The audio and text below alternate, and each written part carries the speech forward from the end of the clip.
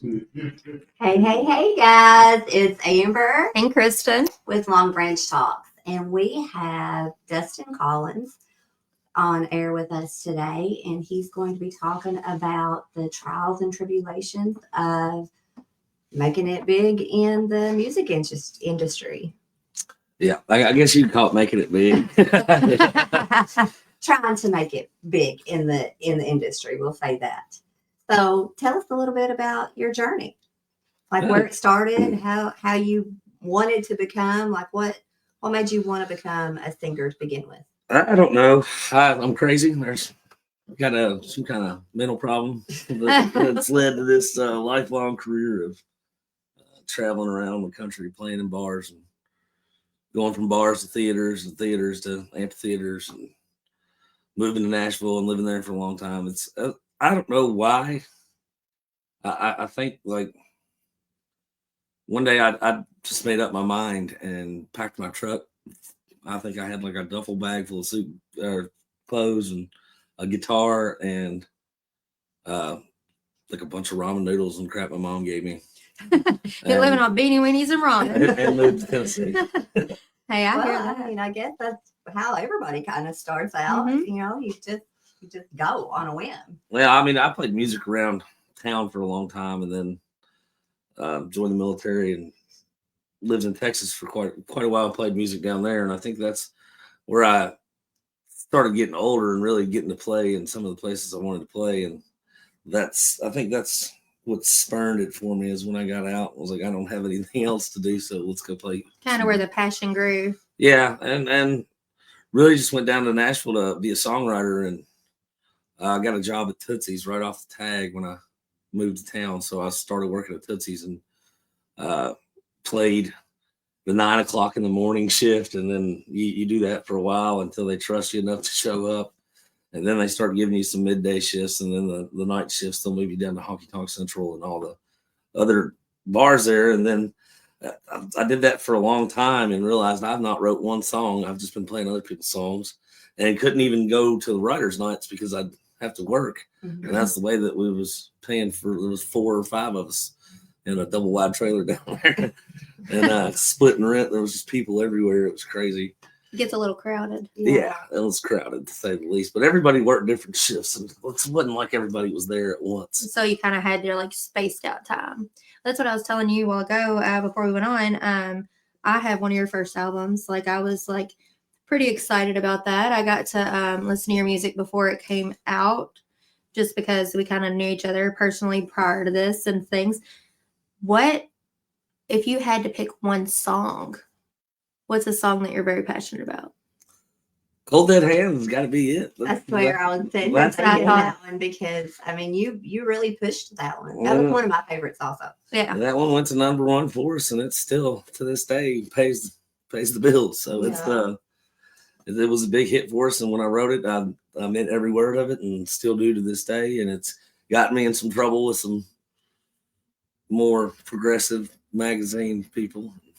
yeah, but that's kind of Radio anything you do DJs anymore. didn't care for it that much. And then 2016 when it came out, Nashville was very, if you don't play by their rules, you don't get in. Mm-hmm. And Spotify's kind of changed that a little bit, and people can more do what they want now and avoid going through the Nashville channels to get things accomplished. And you don't really have to move through these gatekeepers that really don't want you to do anything outside the normal realm of what Nashville wants. Yeah, because if you kind of push the element and the like boundaries of what they see, then you're not gonna ever climb that hill. Yeah, and it's it's all controlled by the the ever revolving door of upper management at places like CMT and Sirius XM and all these bigger places that whenever you're a small artist or you're a new artist on a record label, if you even made it that far, you get one opportunity. Phone's trying to talk to me. But they really don't. They don't like change. Mm-hmm. So to get radio DJs to play, you get one opportunity to meet these folks. And, sometimes you get lucky like I did. And met a bunch of guys early in Nashville, and they dropped out of playing music and got into the industry. And then, 15 years later, when I'm really needing some help, I was like, I know that guy. He works over here now. Yeah. And it allowed us to get through some of the doors that were previously closed by people that just didn't want to open them.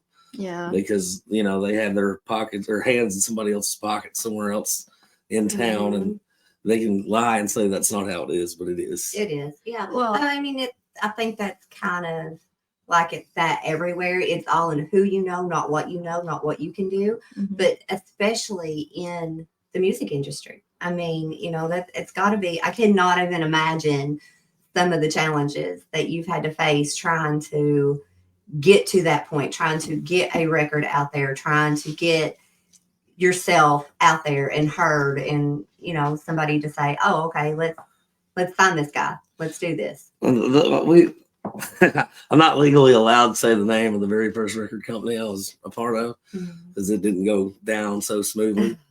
But it was a whole joke of the police, and I ended up losing two songs to this company. I had to sign them over to get out of my contract because we did a whole album that never got released, and they tried to release it, and so it got very litigious there for a second between my management company I'd signed with Nashville, and so the record company was back in Kentucky, and they just pretty much had to cease and desist these people. And so basically, if I ever decided to release some of them early songs, they would have got the royalties. So I basically just buried them. Like, they'll never get heard ever. No one will play them. Unfortunately, and it's kind of like we were saying, it's a passion. Like singing is a passion, and when you put your effort and your heart into songs, you want to be the one to because it's your song, it's your passion. You put it out there, and I think that's something you were saying. There's some people that make it onto the radio, and I think there is no way this person should have made it. Like no way, because the songs aren't good, but you can tell they're being pushed by somebody. Because I love music and I will listen to anything. I listen to opera. If it's got a good tone and I can hear the voices, I love it. But there's some people now that's like, if you did not have auto-tune, how? I see you play live on certain things and you sound almost exactly like you do on a record as you do live. And there's some people that do that now and you're like, where does I hear that? Where did they hear that voice? Well, I see a lot of the guys like that. Well, again, we ain't throw out names, but turn on the radio, you'll hear them. Yeah. There's guys out there that have very short-lived careers because they went out and label or somebody paid thousands and thousands and thousands of dollars for top-name producers and big studios and the best musicians in the world to come play on these records. And then you throw them out in a van with 4 guys and say, go play this record. And people that showed up expecting to hear what they heard on the radio, they're like, this is trash. Yeah, and it just, you might get that one hit and the record company will make a lot of money off of it. But when you sign a record deal like that, what they do is advance you a certain amount of money. So if you got advanced, say, $500,000, that's what you get. That's your take-home pay plus the amount of money you have to make the record with. And then everything that goes into making the record, that's your tour support money. That's to send you out on the road for your hotels and all that. So if they make, a big number one hit and they stream it millions of times and the record label makes $10 million, you got that 500,000 and you don't get paid another cent until you've paid that back. So if you get out there and you are just terrible at doing what you do, you'll get out there and the promoters won't want to book you. Well, this guy's awful. And I've watched it happen to a bunch of them. And they'll get out there and the booking agents say, we can't help them. Promoters are aggravated and that they're not selling tickets and they're putting out these advance fees to get the acts in there in the first place. And, then that's when you see these acts that went on the radio one time and then they're gone. Then you never hear from them again. Well, and you hear about a lot of singers now. One that's really big that I love is Alexandra Kay. And people like her that have gone without a record label because of she's done independent. They're independent because of all the gatekeeping, all of the ties to everything. And the musician is the one that's kind of getting the boot because they're doing all the work. And then they turn around and their record label is getting all the kickback. So, and this is something else that I wanted to ask about too, because when you bring her up, I watched a TikTok where she just done a podcast recently, and she was talking about a reality TV show that she had went on, and it was supposed to be geared towards up and coming music artists. Now, you yourself went on some sort of like Program. venture, yeah. So was it a reality TV about up and coming musicians? I can't. I have still under an NDA with that, so So that is, cannot be discussed. I can tell you, it was a reality show. Yeah.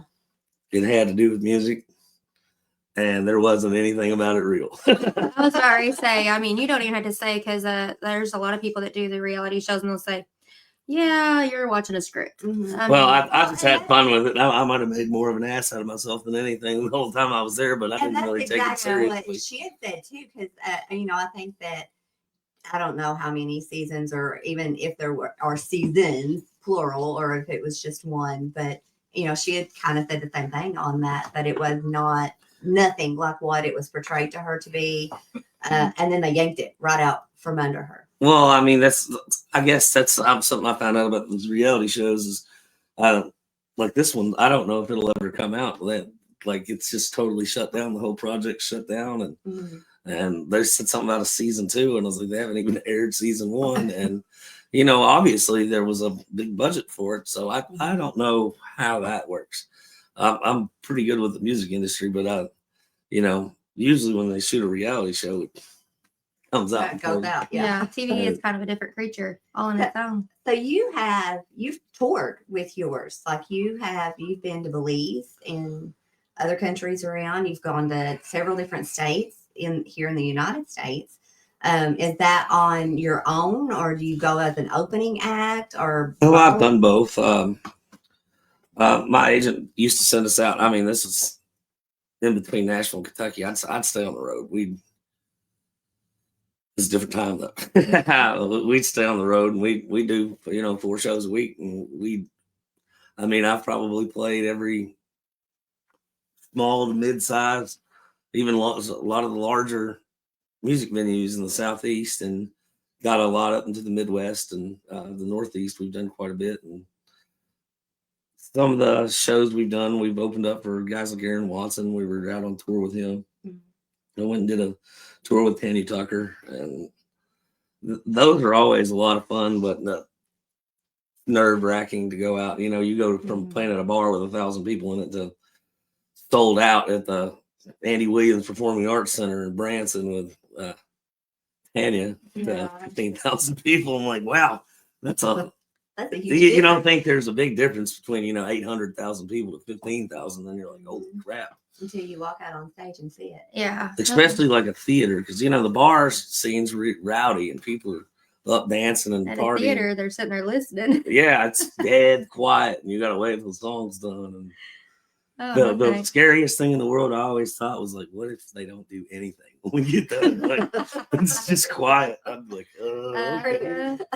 Go to the next song. That never happened to us, but it was in the back of my mind.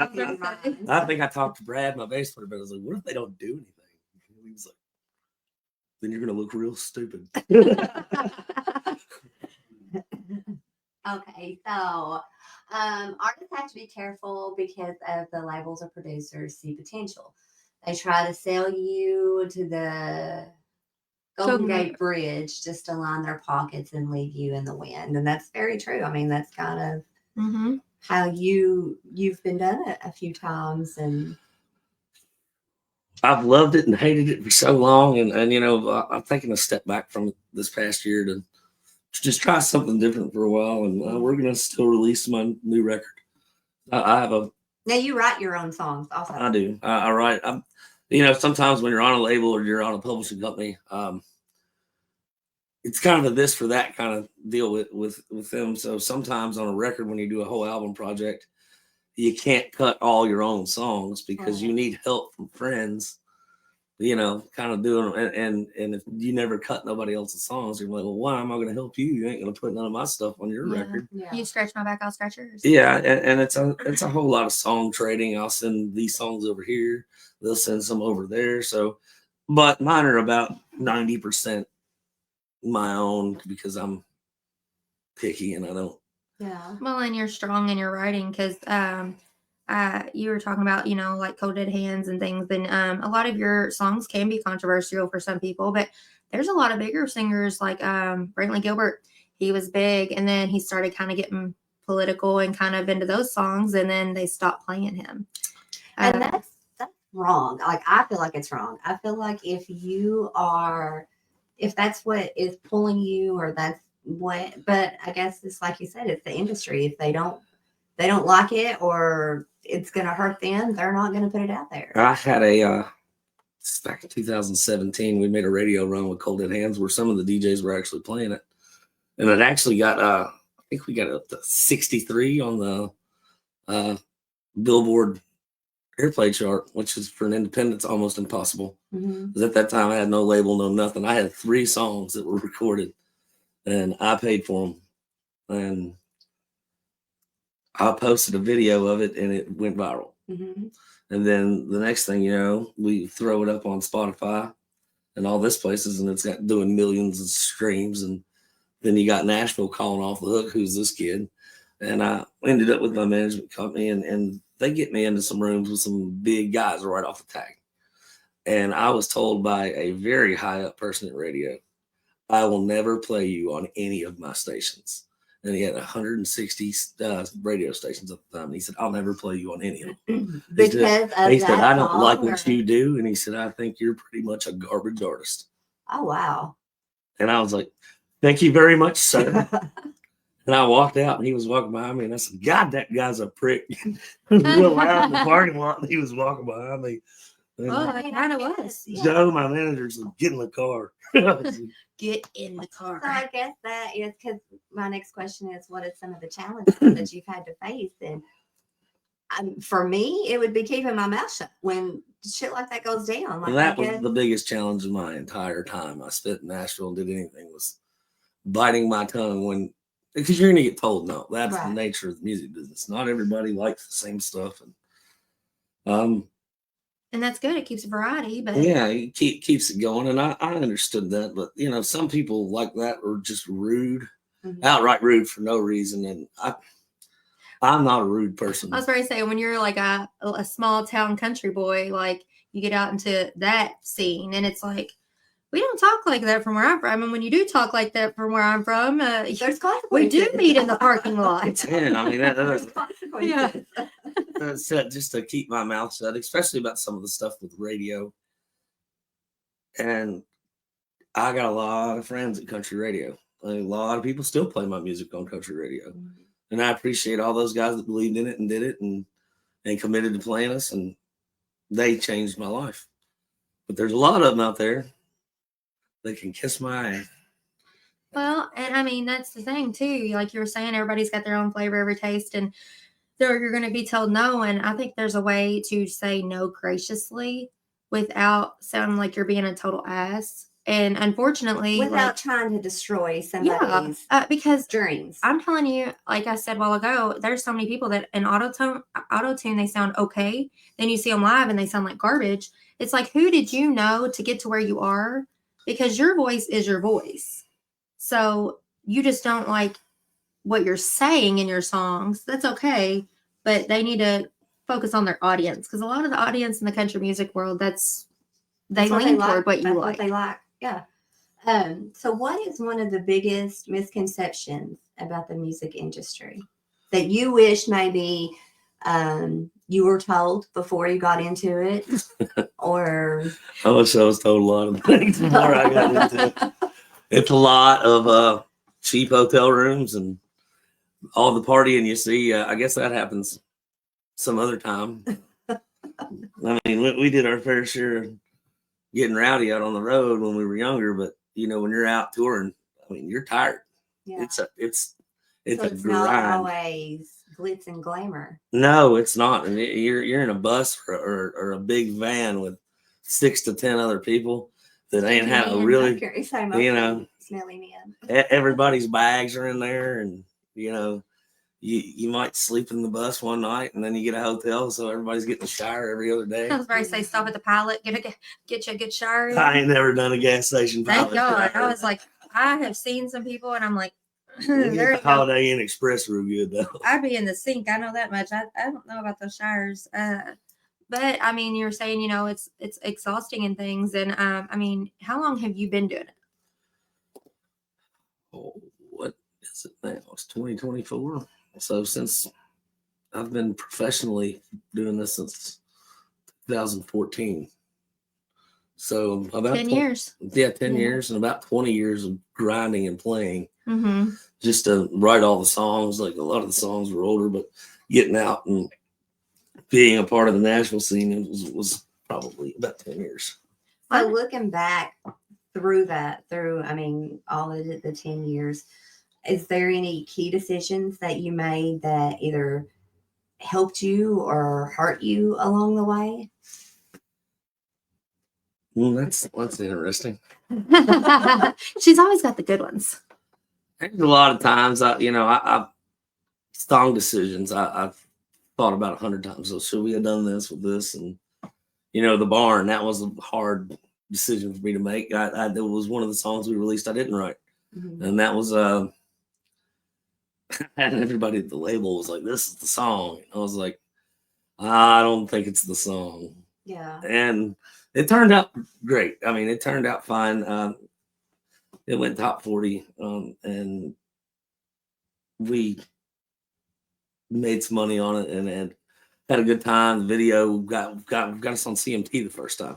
So we never made no TV debuts, and video for it was just funny enough to get on the television, and that really helped us out, getting us taken more seriously in Nashville by some of the people that were just writing us off from the get-go, because we were an independent label, and I think that had the decision when we moved distributors to Sony, and when we moved to Sony, things really took off, and then that's when the radio stuff started, and things, you see old songs that nobody had heard, now they're playlisting them on Spotify. Now you're seeing my old songs just shoot through the roof, on top of putting out new songs, and it got real fast, really quick, right there before the pandemic, and when that happened, it just stopped. All momentum dropped out of everything. And well, and you have a big variety in your music as well, because you have some funny songs, you got some pretty serious, you got political, you've got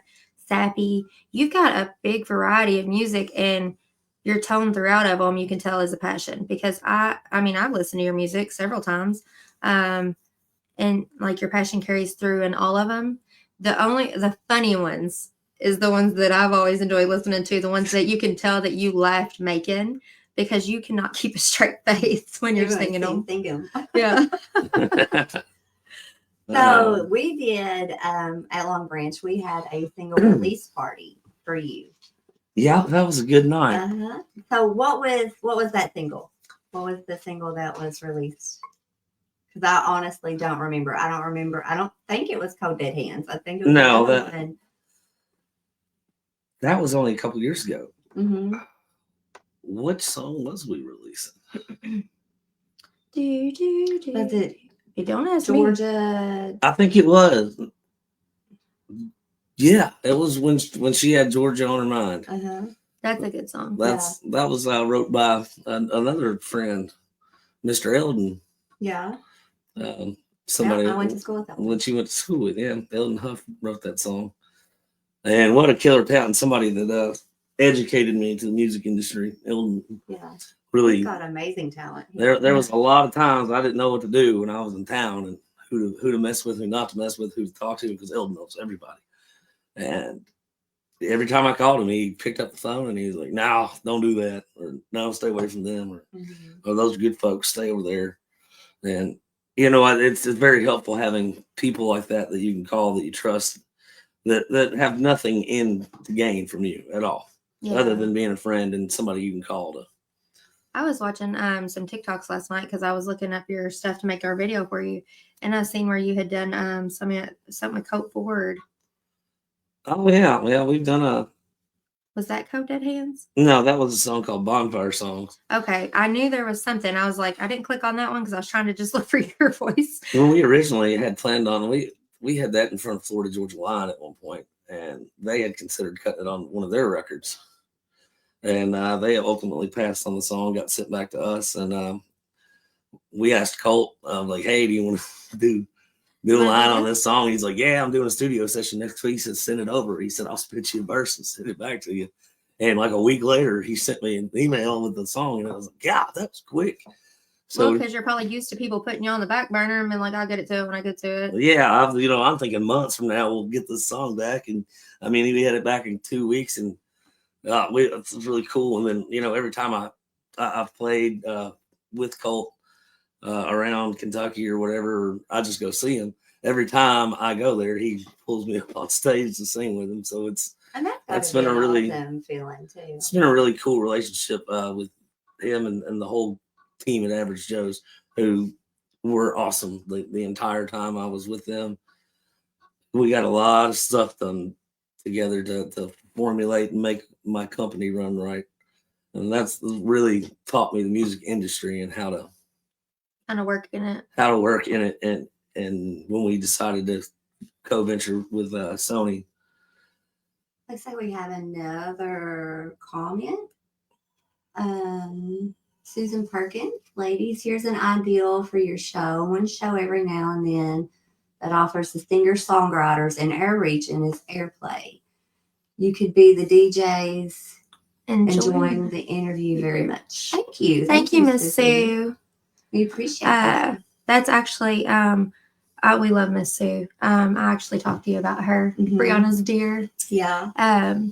But yeah, no, Dustin, we were talking about how like your introduction to music and stuff. You said when you went to the military that you that's when your passion kind of grew. When you got out, you're like, oh, got to do something. A lot of people that are in the military, they get out and they're like, civilian world's so different because you get so used to that strict routine. So how did the military form you to where you could be strict enough with yourself?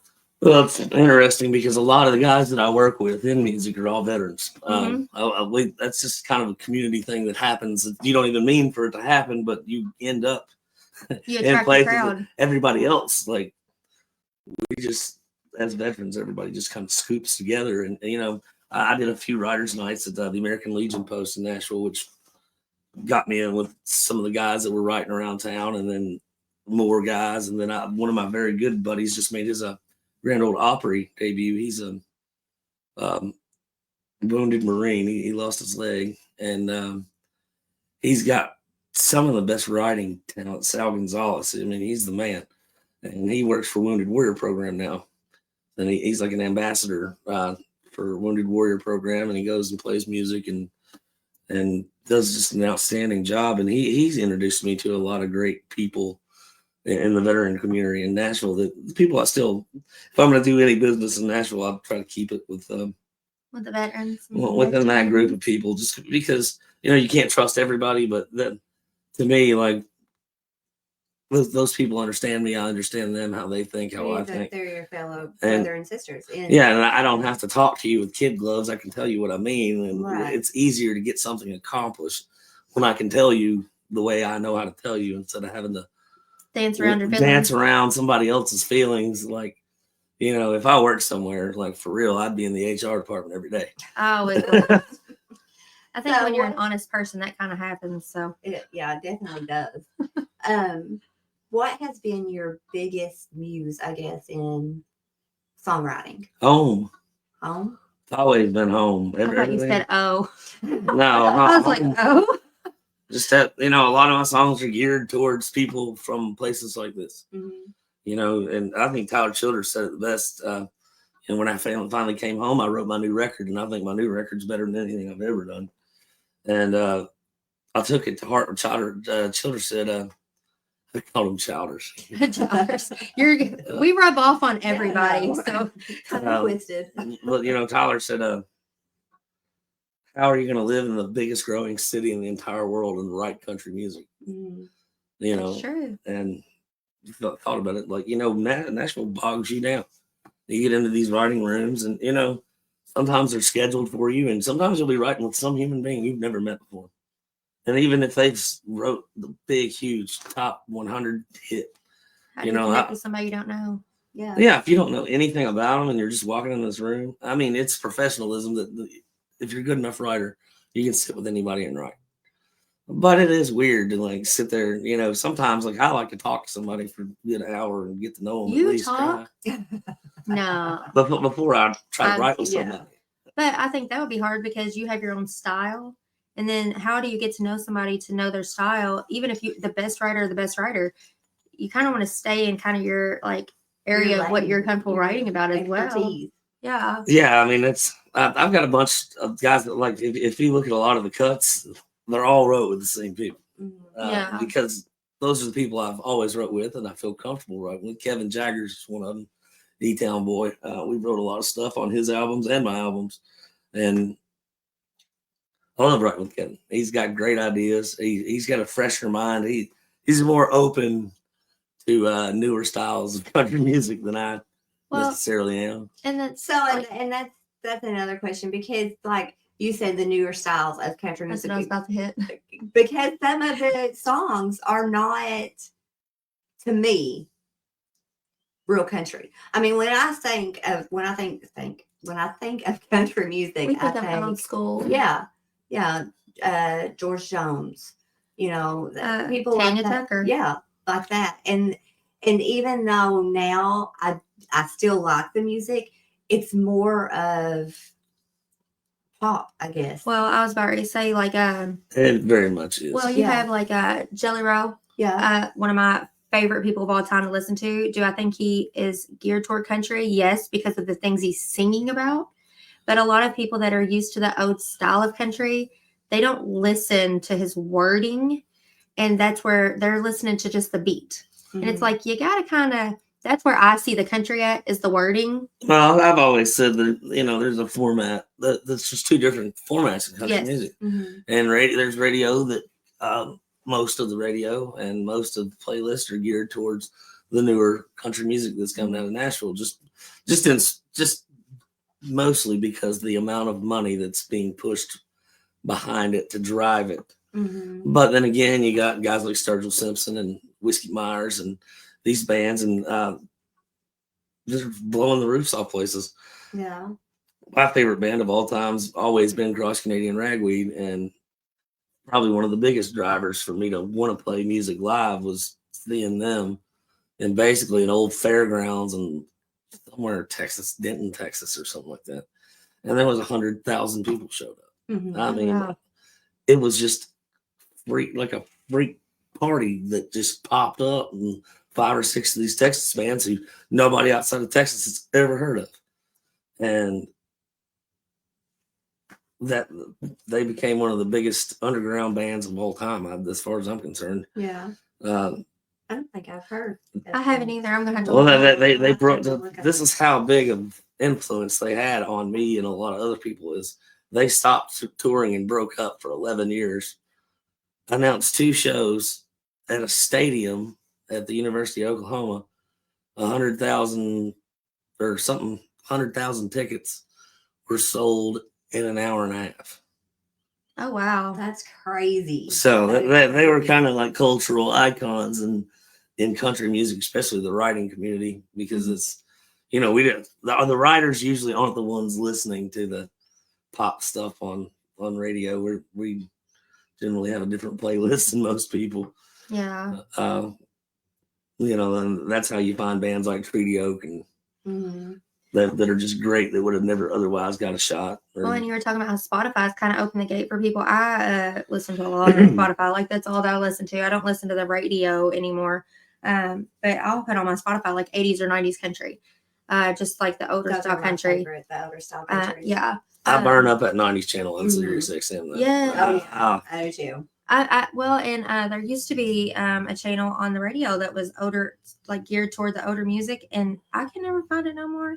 It was like 93.1 or something. 105.5 Big Cat used to do like. Well, and down here in New Haven, the service, like is horrible with those radio stations. So But you can get a 100.9. I love those that's- guys. Yeah, mhm. Big Dave. That's Dave the and one Dan are that- two of my yeah, favorite people. I That's love the ones those guys. that I always keep it on all the Yeah.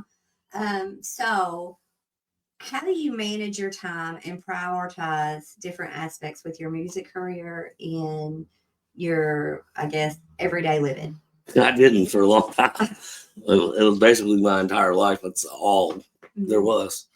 And now I have a much healthier home, work, music balance, Yeah. and I'm honestly a lot happier now that it's kind of been a burden to me to try to figure out how to get what I want to do with music as opposed to what I need to do or what I have to do to survive. Right. Because it used to be if I didn't get out there and get on that bus or get in that van, I wasn't gonna make any money and I was gonna be broke. And So you had to. that's not the case anymore, thank God. But so now I can kind of sit back and really think about what I want to do with this and what the end game of it's going to be. Yeah. Okay, so what is My the bad. most valuable piece of advice that you could give somebody that's just starting out, maybe in the industry, how to navigate? Write songs. Write a million freaking songs. Yeah. Write as many songs as you can. And when you think you wrote them, rewrite them. Keep rewriting them. Keep rewriting. Going. And share your songs. Eventually, you may not think so, but in the big wide world of the internet, somebody's going to find it. And that seems to be something that's what she was talking about earlier with the TikTok. That seems to be more, especially the independent artists like yourself, that's what they do. That's what they start at with Spotify or TikTok, or like Alexandra Cade, for example. I think she started singing, making coffee on TikTok. And, that's kind of how and then she just opened up for Jelly Roll with his last tour that he went on. I've got a good friend by the name of Dave Gibson in Nashville. And Dave's one of the most iconic writers I've ever met in my life. He did Queen of Memphis. He did The Ships That Don't Come In by Joe Diffie. Mm-hmm. He's just wrote a pile of big songs. And he told me one day, and he's got a big old cowboy hat on. He's a big old cowboy. And he's like, I'll tell you what. He said, you write a song every day. He said, if it's a bad song, he said, write it again the next day till it's not bad no more. Just keep writing. He Just said keep going. every single day, just keep writing. So is that what you do now? You still write every day, or do you just? I should take my own advice. I'm living off old material now. Yeah. I mean, I try to write when I have time to get in there and write. I wrote a song the other day, but like I've got a record that's already done. So whenever I get ready to write a record, I usually jump in and I'll write every day until I get it done. Yeah. Or whatever I think I'm going to get done. So what I'm thinking, this next record, we're going to release the one I did with Buddy Cannon. Who Buddy is a legend. He's from Jamie Johnson all the way down to little old Kenny Chesney. He just jump started that guy's career. I don't know if he really did anything. So what do you think is a most important skill for your musician to Patience. have, other than, I guess, like playing a musical instrument? Patience. Patience. Yeah. Don't get in a hurry because the wheels in Nashville turn slow. Yeah. And you don't need So that. basically, don't give up. That's it. And patience and Persistence will pay off. And Yeah. when I moved to town, they called it a 10-year town.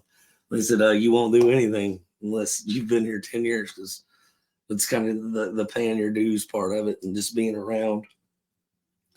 And really, I got started about year 6 is when things really started to jump off. But, from there to actually making any kind of profit from anything I did was about 10 years. So they're not that far off. And you can't think of music as something that you're going to start playing in the bars and you're going to be a big freaking star overnight because it just ain't going to happen. It's not. Yeah.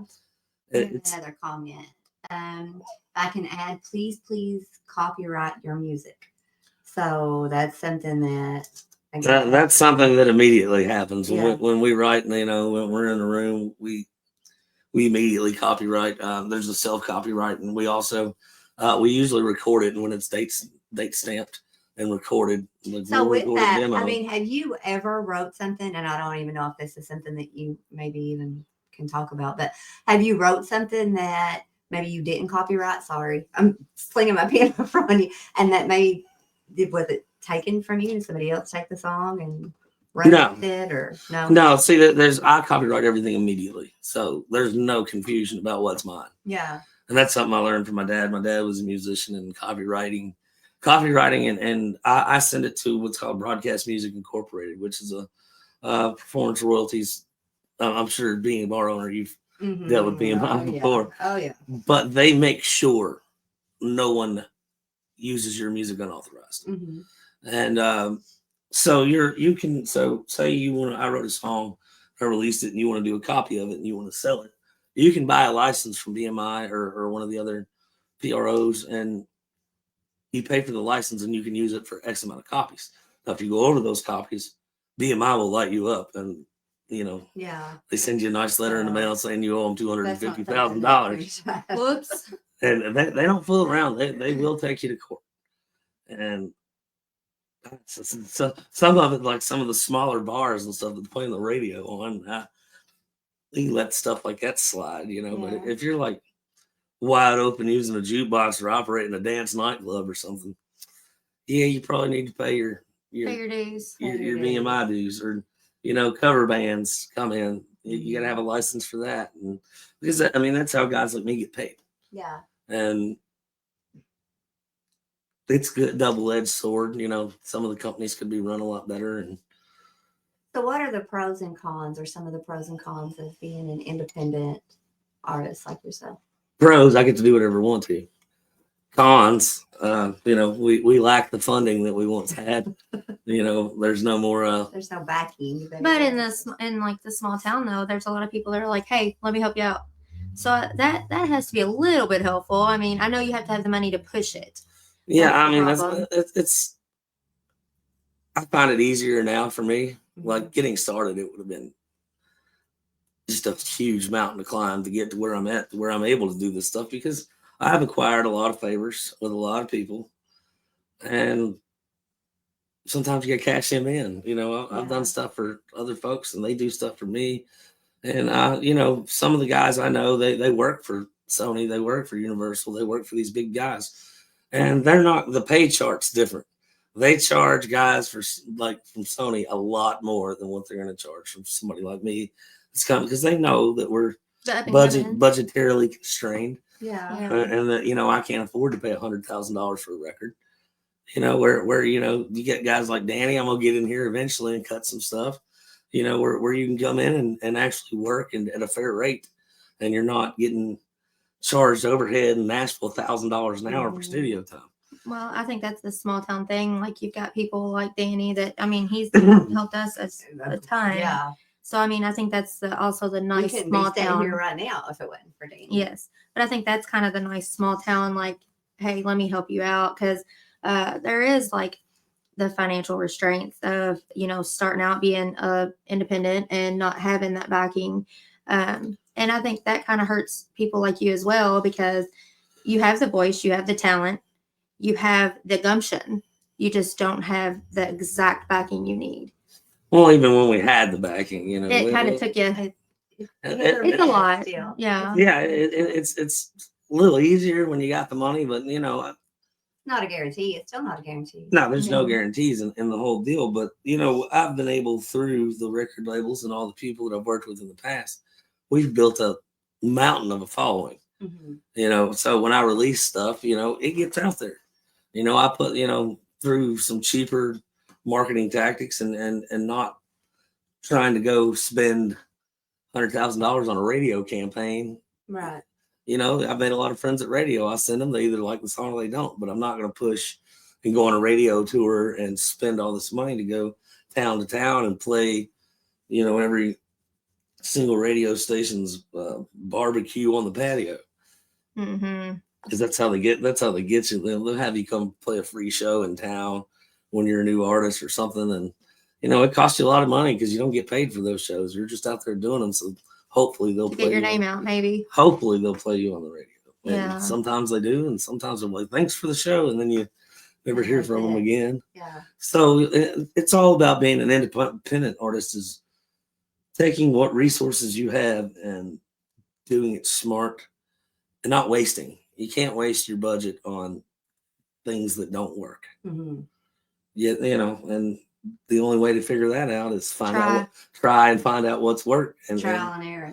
and then it gets expensive because those tries get expensive. yeah, we've had a lot of don't works that cost money. Well, it's like a give and take. But I mean, that's what you'll hear a lot of people, even up and coming, because they'll talk about how, well, I done this, but this didn't work. And is there something you've done that worked for you that might help others? Playing, going out and not leaving your shows. When you're done, you talk to everybody in there. Every single human being that came in there, you talk to them. Well, and you're a very shake their personable hand. person. And I think that's something I've had to become, was just you go talk to everybody. I mean, because that's how you build. Somebody may not have listened to the whole show that you were in there doing, but you came up there and maybe they were listening out of the corner of their ear, and you took time out to say hello and introduce yourself and thank them for coming. That, but they might go home and check your Instagram. Yeah. Well, and you're kind of like a social butterfly anyway, especially when you're at the bar. You're like, ha, ha, ha, ha. And you'll go talk to everybody. So, I mean, I think that works good for you and in your favor because it's not a fake presence. That's just who you genuinely are, is just you're a very genuine person. Once Aaron Watson told me this when we were on tour. We were at the meet and greet booth. And he took me up with him to his meet and greet. And he introduced me to every single one of his fans that came up to take a picture. Mm-hmm. He said, "This is my opening act tonight. How'd y'all like it?" Oh, that's awesome. And he said, when we got done, he said, "Here's the biggest advice I'm ever going to give you." He said, "You make sure everybody leaves here smiling." Mm-hmm. And he said, "You don't ever say no to anybody." He said, "These people came and spent their money to be here with you, and you need to respect that, because that's how you make your money." I think a lot of artists lose sight of that they're performing for the people. Yes. I feel like that they forget their audience. They forget where they came from. Mm-hmm. Especially to me, like I mean, I went to Jelly Roll and I was up at the stage, but to me, I'm not as important as the people in the back, because they might not have spent their last dollar just to try to see you perform. And those, to me, like, that's important. Because well, I mean, Garth still does it. Garth's selling out, arenas, and he sits and he signs the autographs until 4:00 in the morning. Yeah. And it's so important because you want to be, those people are spending so much harder money on you, and they want to feel important to you. And I think that's what's important with you, is that you are that personable, like, presence in that, like, when you've played over at Long Branch, I mean, you'll get off the stage, go talk to everybody, and then go back up and perform. So I think that's important. I think it's important to make people feel like they're a part of your show. Yeah, I mean, if you want a story, you got to let people be a part of it. And if you want to be there's different kinds of musicians. There's guys that play in bars and do the cover thing, and there's nothing wrong with that. I know a lot of people that make good livings doing that. But if you want to be an artist and you want to have a community of people, because that's what it is, your online community, the people that come to your shows, I'll see the same people at shows all the time. Some of them drive from Indianapolis. I've had people drive in from Arkansas to shows. And I'm like, "Why did you drive this far?" And they were like, "Well, because you didn't have anything scheduled that close." Yeah. So, and then they come. And see it. And then you end up in other countries singing for them. Yeah, that's wild. That's wild stuff. I believe I am, besides Jimmy Buffett, the only country music artist that's ever played a show on Belizean national TV. Well, and I think I was looking that up last night because, like I said, I know you on a personal level, but I thought that was so neat that in a different country that you're seen as a bigger country artist than you are here. Still freaks me out. Yeah. Yeah, like because you could be here. It's kind of just getting your name out. And I sat here and listened to some of your songs, and I'm like, how haven't you? Because you are singing to a majority of country people. Like, your stories are real. They're true and genuine to who we are as a country. Yeah, and I mean, it's crazy to me too. The Belize thing was real wild because I've been there a lot. But every Sunday, the only time they hear country music is they have on the national radio station. They have country music on Sunday. And that's it.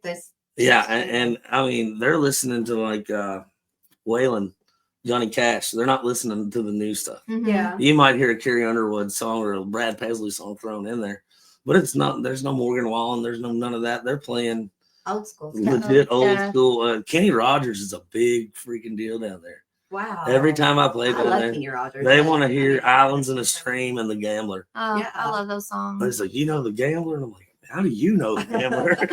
Hold up. How do you know it? Like, we grew up on that. And I think that's so neat because you sit here and you're like, just how did your voice get heard? Like, we've had people in different And I think countries on our that's why. podcast. I think That's that's just so why weird. because, like he said, first of all, it's only on Sunday, but they like the older style country, and that's kind of what he does is the older style country. And I think that's doesn't- why we fell in with so many people down there. Yeah. It was they love that. the older style country, and then we played at one of the largest venues in the country at BTL Park, which is a giant amphitheater. And I mean, the reception was insane, to say the least. because they love that, and I love the older style country. Yes. Well, if you'd have ever told me like 10 years ago, you're going to be playing a basically sold out show in Belize, in the Caribbean, singing to, yeah, right. Believe, I believe maybe playing at a resort down there Yeah. for some,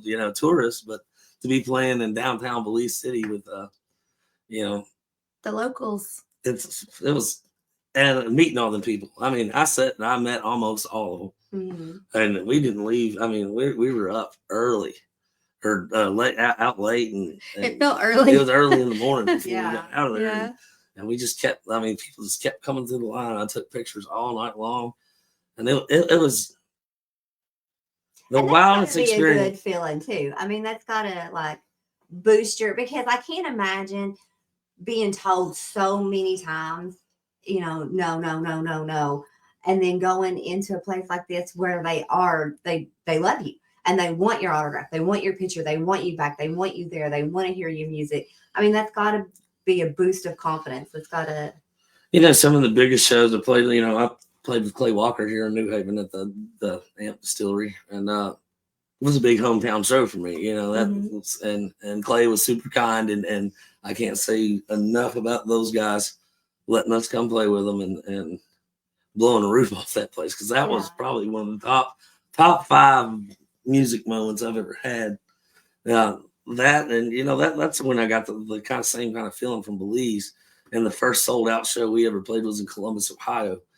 So 6 hours from home. The first sold out show I've ever put on is up in Ohio. I'm like, we can't even get 500 people to show up in my hometown, and we're selling I don't think there's that many people here. 1,000 seat places up in Ohio getting sold out. That's Oh gosh. You know what I just now realized? So off subject. You bounce around so much that neither one of us have been bouncing around.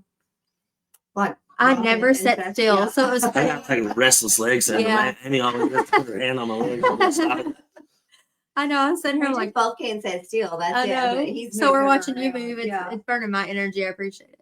That's my ADHD. I heard that so bad. But that's what we were talking about. Her and I get so tongue tied. Has there ever been a time that you're on stage that you're like, shit, I forgot the words? A lot of times. A lot of times. Make it up as you go and just. He's like, wing I hum it, or make it sound like it's supposed to. Just start talking to the audience. It Like, how do pisses you my bass handle- player off. Yeah, yeah. He'll be singing and I'll cut out and look at him and be like, what are you doing, man? You're killing me. Because you'll get up there and kind of, I would get anxious. My famous move is I'll just like I'll do a hard like guitar rock, and my drummer will just go into a different film, and I'll walk away and Derek or one of the guitar players come over and rip a solo until I can remember, and I'll walk back up to the mic. But you can do that when you played with the guys as long as I have. We all know, they know my misgivings. They know when you squirrel off a little bit. They definitely cover for me a lot. Yeah. And that's good to have. Well, I was already saying that's so common because you'll see artists all the time that'll forget their wording and they'll just sit there and stare at the camera like, oh, that that was not supposed to happen, but then they'll just carry on. But it's kind of neat that you all have played together so long that you figured out kind of how to You get can do that, around. Yeah.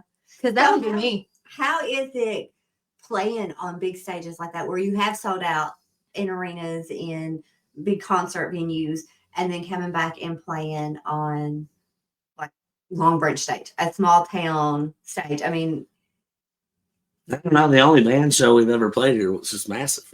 yeah. So the only time we've ever run the band up, the acoustic shows, I play acoustic shows in my driveway, 20 people. I don't care.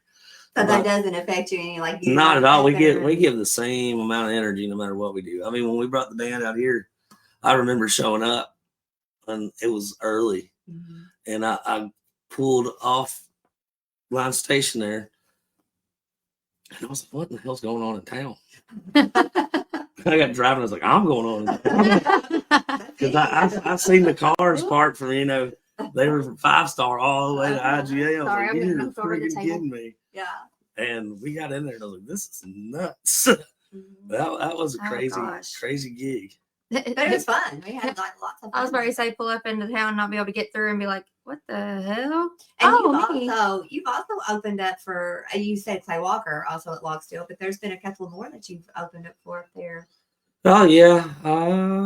Colt a couple times, I believe. Yeah, I think I've opened up for Colt. No, Now, just did once up you- there. did Then I you headlined play the show with- up there. You headlined. Did you, because Dwight Yoakam has played up there too. Did you play when he was up there? No, that too? was Dylan Carmichael. Okay. Dylan played I that one. didn't Oh, remember he's who it another was. one of my favorites.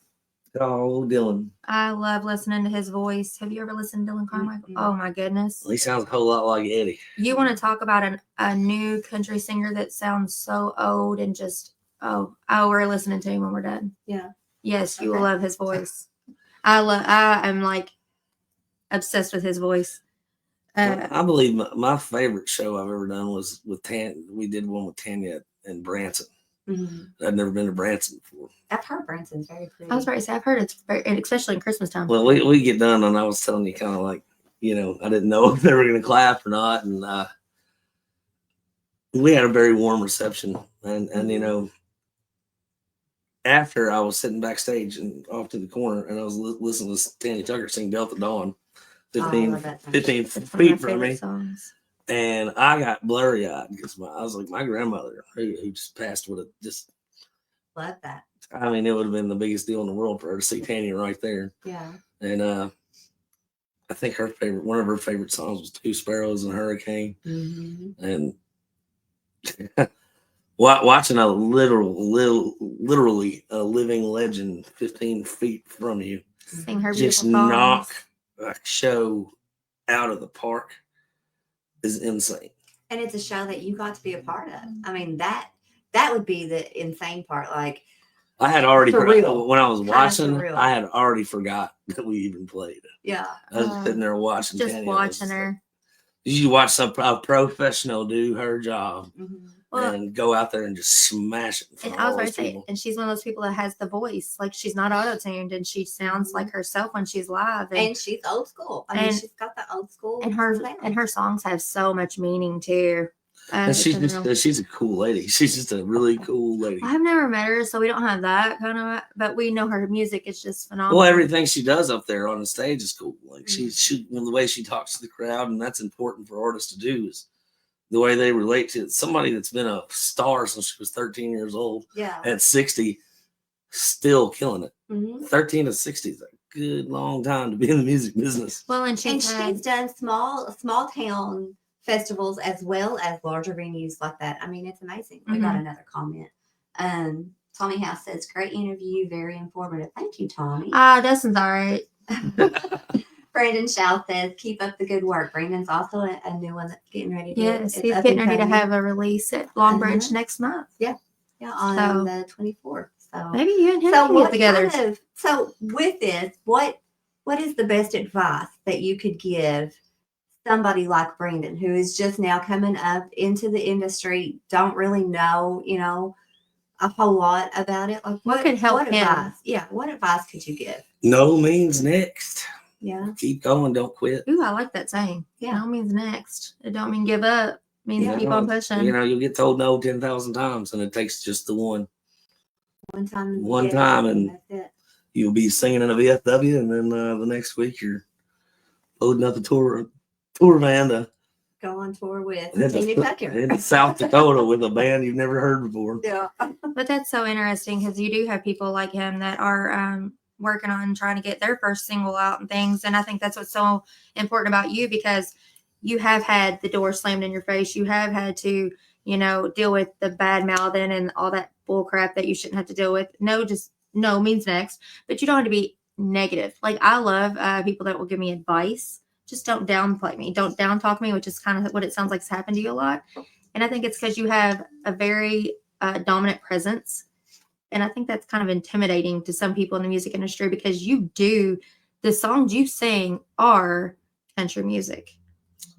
And I've been told that by my manager several times. He's like, man, he goes, you're a lot. He says, you're a lot.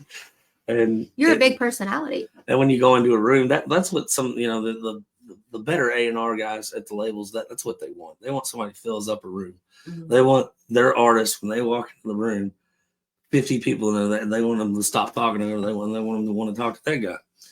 And that's why you'll see a lot of these artists are crazy dressed, like crazy hats and shit. And they'll have earrings and all the 15 necklaces on. And I don't No. like that. so, Well, I mean, that's a lot of Nashville. You see a lot of crazy dressed folks. And we always there's a movie called The Other Guys that we always laugh about. And I was like, they're peacocks. You got to let them fly. Yeah, gosh. Well, last night when you walked into Long Branch, I wasn't even paying attention. I don't know what I was doing. I had my back to the door. As soon as you walked in, I heard you. As soon as you walked Got a in. very distinctive voice. Your voice is very distinctive, but you're also just one of those presents. Like, you can just know you're there. Kristen's calling me a loud mouth. You do have a big mouth. But you also, that is how I think you become such a hometown star, because you're not one of those, look at me, look at what I've done. You're just a genuine person. Mhm. I mean, that's just who Which you are. brings me to this, because I've always said kind of, you are your biggest fan. But in this industry, you have to be. You Mhm. have to have the confidence in yourself. Nobody's going to care about your dream like you do. Exactly. Mhm. Actually, nobody gives a shit about it at all. Yeah. You're the only one that can go out and do it. Mhm. And, nobody's going to hold your hand through it. Nobody's going to, even you get to where I've been on major record label or with a major company and have all the money in the world pushing you. Nobody, even at that point, is going to say, this is what you do. This is how they're not going to hold your hand and push you through the hoops. They're going to say, we gave you a shot. Now go to work and get it done. Mhm. And It's up to you to do it. And it's kind of like, give me some guidance. Like, Yeah. you've seen what works and what don't work. Give me some guidance. But they don't. It No. doesn't sound like they just say. a lot of that's up to your management team, and that's why it's very important to have a manager you trust and somebody that Mike Kraski's been my manager for a long time, and the guy was the VP at Sony for 25 years and signed the Dixie Chicks, Mhm. countless other acts.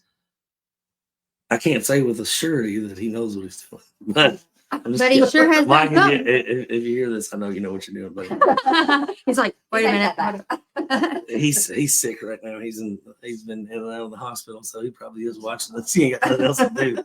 Oh, But, gosh. But I think that's important, is to have the team behind you that kind of can push things and push you in the direction you need to go to help succeed. And it all starts, for new artists trying to do this. It starts with songs. Mhm. If you don't have good songs, Good luck. Yeah, playing bad songs that come to nowhere. Mhm. But That made I fun mean, of. take for instance, Red Solo Cup. I mean, when he wrote that song, he was literally drunk on a bus, drinking out He's of drinking. solo cups. Normal rules don't apply to Toby Keith.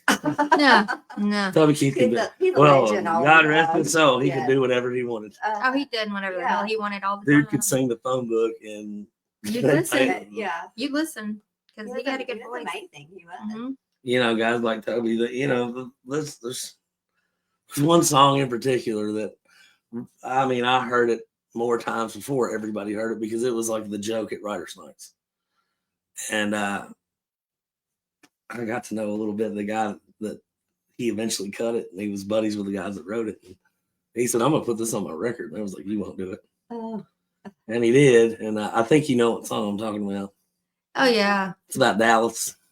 okay. Yeah. And nobody thought anybody would cut that. And Trey Lewis went out there and he did it. He put it on his record. There was like, "You're gonna freaking do what?"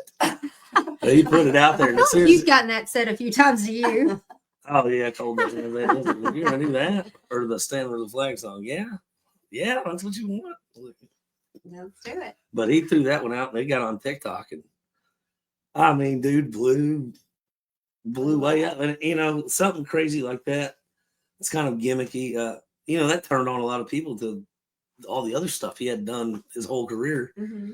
And you know, that's the dream, you know, that you knock one out of the park like I did with Cold Dead Hands, and you only get a couple like that. I Like to Drink was a huge song for us. Mm-hmm. That was a wild time. That was a good song. He's like, I'm remembering the times when I was making that song. I miss Lake Cumberland. All right, guys. Well, it is about time for us to call it out. Call it a day.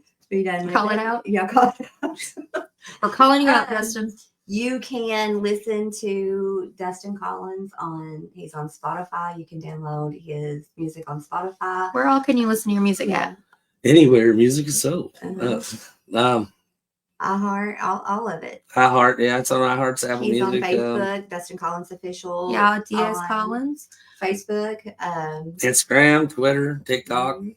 And if you want like a down to earth singer, you need to definitely book Dustin, because I think that he puts on one hell of a show. Mhm. He also has a lot of his music on 100.9 FM radio with Big Dave and Dan. We have one more comment and then we will close it out. Never forget where you come from and treat your fans like you want to be treated, because without the fans, who would you sing for? And that's exactly right. That's what we were just I talking exactly about. agree. Yeah. That's why you were saying, you know, you make it a point to make sure that you talk to all of them, take pictures. Yeah. Do autographs. That's your job. Your Mhm. job's to it's not about you having fun. It's about making sure everybody else has fun. That Yeah. paid money to come have Come fun. and see you. Come have fun. You seem like a great guy.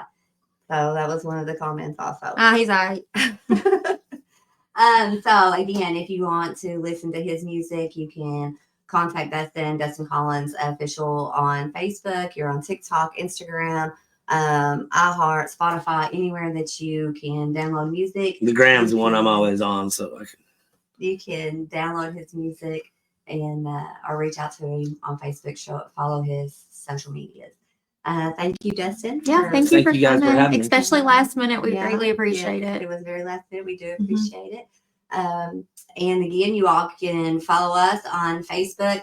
Next week, we will start going live on our actual Facebook page. We have made it the 2-month mark now, so Facebook is releasing us. Finally, we're off our hold. Yes, we're off our hold. I didn't know they did that. That's Yes, crazy. we had to wait so 2 months. We couldn't go live on our own Facebook page. But next week we can start doing that. We are on iHeart, Spotify, Spreaker, YouTube, TikTok, Instagram. TikTok is Amber and Kristen. You can follow us on all of those. You can listen to the interviews such as we've had today with Dustin. We appreciate you all, and thanks for listening and following along. Thank you all so much. See you guys.